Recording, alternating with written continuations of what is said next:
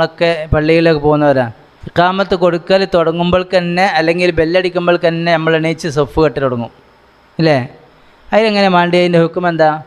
നമ്മൾ ഇമാമിങ്ങളെല്ലാം പറഞ്ഞ ഇഖാമത്ത് പൂർത്തിയായ ശേഷം, ഖദ് ഖാമത്തി സ്വലാ പറഞ്ഞ ശേഷമല്ല, ഇഖാമത്ത് പൂർത്തിയായ ശേഷമാണ് എഴുന്നേറ്റ് നിൽക്കന്നെ വേണ്ടി.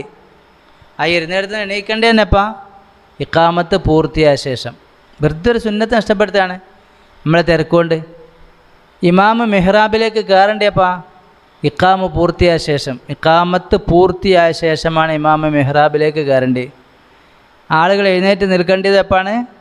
ഇഖാമത്ത് ലാ ഇലാഹ ഇല്ലല്ലാഹ് എന്ന് പറഞ്ഞ ശേഷം. ഇതെല്ലാം ഫുഖഹാക്കളൊക്കെ പറഞ്ഞാണ്, നമ്മളൊക്കെ പഠിച്ചവും മനസ്സിലാക്കിയൊക്കെയാണ്. പക്ഷേ ജീവിതത്തിൽ പാലിക്കൽ അപൂർവമാണ്. നമുക്ക് നഷ്ടപ്പെടുന്നൊരു സുന്നത്തിനെ ഞങ്ങൾ ഓർമ്മപ്പെടുത്തി തന്നാണ്. ഇനി മേലിൽ ഇൻഷാ അല്ലാഹ് അതൊക്കെ പാലിക്കാൻ അല്ലാഹു തൗഫീഖ് ചെയ്യട്ടെ. അപ്പോൾ പിന്നെ വേറെ വിഷയം ഉണ്ട് കേട്ടോ.